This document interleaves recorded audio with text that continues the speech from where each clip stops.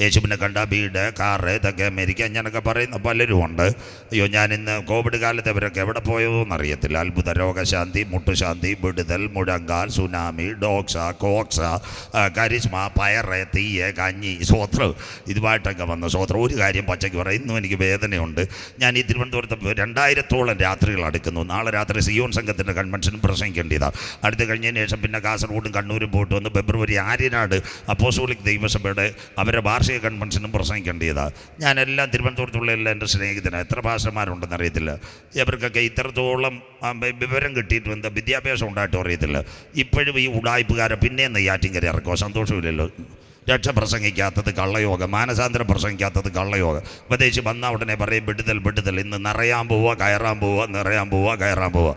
എൻ്റെ പൊന്നമ്മാമ അവിടെയൊക്കെ പോവല്ലേ, കയ്യിരിക്കുന്ന സ്വർണവും കൊടുക്കരുത്, മനസ്സിലാകുന്നവർക്കായി. അപ്പം അവൻ്റെ വിലയും കൂടിക്കൊണ്ടിരിക്കുക. കട്ടകാലത്തിന് അവൻ പറയുന്നത് കേട്ട് കയ്യിരിക്കുന്ന സ്വർണ്ണം മാറി കൊടുക്കരുത്. വീട്ടിൽ ചെല്ലുമ്പോൾ ഗോപൻ ചേട്ടൻ പിച്ചാത്തിയാട്ടിക്ക് നിൻ്റെ വള എന്ത് ചെയ്യുന്നു ചോദിച്ചു. സ്വോത്രം. ഇങ്ങനെ പറയുന്ന കുറേ എണ്ണം. സ്വോത്രം.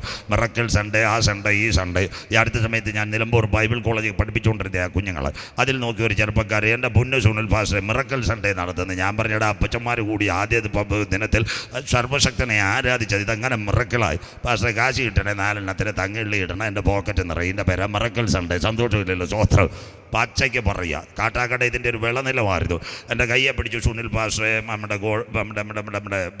വൈസ് പ്രസിഡന്റ് ഗോഡ്സണെ, അത് കഴിഞ്ഞിട്ട് നമ്മുടെ അപ്പച്ചപ്പം കുവൈറ്റിലാണെന്ന് തോന്നുന്നു. സ്വോത്രം. പുള്ളിയൊക്കെ സത്യഭജനത്തിന് വേണ്ടി അപ്പച്ചൻ്റെ തങ്ങാണ് ഉടായ്പാരുടെ പേര് പറഞ്ഞു കഴിഞ്ഞാൽ പറയും അതില്ല പുറത്ത് നിന്നോണം. സന്തോഷമില്ലല്ലോ. സ്വോത്രം.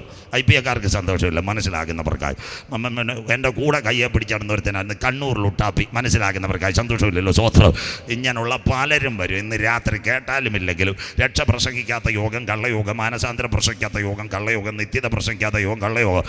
இந்த நாள்களிலே ஒரு பயல், அயோக்கியமான பயல் கோட்டயத்தின்னு பேசுகிறது. இயேசு அப்போ பார்த்துருக்குது 1.5 கோடி கிடைக்குமா. അങ്ങനെ പറഞ്ഞു. സന്തോഷമില്ലല്ലോ.